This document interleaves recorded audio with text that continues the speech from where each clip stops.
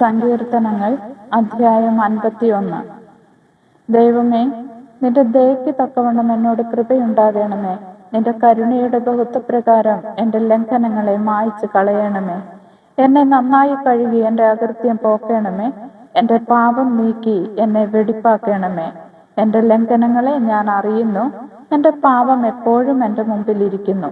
നിന്നോട് തന്നെ ഞാൻ പാപം ചെയ്തു, നിനക്ക് അനിഷ്ടമായുള്ളത് ഞാൻ ചെയ്തിരിക്കുന്നു. സംസാരിക്കുമ്പോൾ നീ നീതിമാനായും വിധിക്കുമ്പോൾ നിർമ്മലനായും ഇരിക്കേണ്ടതിന് തന്നെ. ഇതാ, ഞാൻ അകൃത്യത്തിൽ ഉരുവായി, പാവത്തിൽ എൻ്റെ അമ്മ എന്നെ ഗർഭം ധരിച്ചു. അന്തർഗർഭത്തിലെ സത്യമല്ലോ നീ ഇച്ഛിക്കുന്നത്. അന്തരംഗത്തിൽ എന്നെ ജ്ഞാനം ഗ്രഹിപ്പിക്കണമേ. ഞാൻ നിർമ്മലനാകേണ്ടതിന് ഹിസോപ്പ് കൊണ്ട് എന്നെ ശുദ്ധീകരിക്കണമേ. ഞാൻ ഹിമത്തേക്കാൾ വെളുക്കേണ്ടതിന് എന്നെ കഴുകണമേ. സന്തോഷവും ആനന്ദവും എന്നെ കേൾക്കുമാറാക്കണമേ. നീ ഒടിച്ച അസ്ഥികൾ ഉല്ലസിക്കട്ടെ. എൻ്റെ പാവങ്ങളെ കാണാത്തവണ്ണം നിന്റെ മുഖം മറയ്ക്കണമേ. എൻ്റെ അകൃത്യങ്ങളെ ഒക്കെയും മായ്ച്ചു കളയണമേ. ദൈവമേ, നിർമ്മലമായ ഒരു ഹൃദയം എന്നിൽ സൃഷ്ടിച്ച് സ്ഥിരമായ ഒരാത്മാവിനെ എന്നിൽ പുതുക്കണമേ. നിന്റെ സന്നിധിയിൽ നിന്ന് എന്നെ തള്ളിക്കളയരുതേ. നിന്റെ പരിശുദ്ധാത്മാവിനെ എന്നിൽ നിന്ന് എടുക്കുകയും അരുതേ.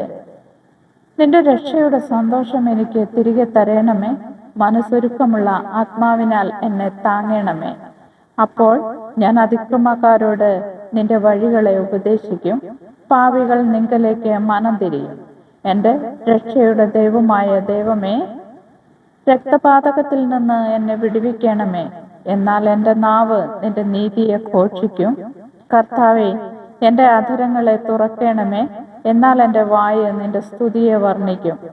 ഹനനയാഗം നീ ഇച്ഛിക്കുന്നില്ല, അല്ല എങ്കിൽ ഞാൻ അർപ്പിക്കുമായിരുന്നു. ഹോമയാഗത്തിൽ നിനക്ക് പ്രസാദവുമില്ല. ദൈവത്തിന്റെ ഹനനയാഗങ്ങൾ തകർന്നിരിക്കുന്ന മനസ്സ്, തകർന്നു നുറുങ്ങിയുമിരിക്കുന്ന ഹൃദയത്തെ ദൈവമേ നീ നിരസിക്കുകയുമില്ല. നിന്റെ പ്രസാദപ്രകാരം സിയോനോട് നന്മ ചെയ്യണമേ. യെരൂശലേമിന്റെ മതിലുകളെ പണിയണമേ. അപ്പോൾ നീ നീതിയാഗങ്ങളിലും ഹോമയാഗങ്ങളിലും സർവാംഗ ഹോമങ്ങളിലും പ്രസാദിക്കും. അപ്പോൾ നിന്റെ യാഗപീഠത്തിന്മേൽ കാളകളെ അർപ്പിക്കും. ആമേൻ.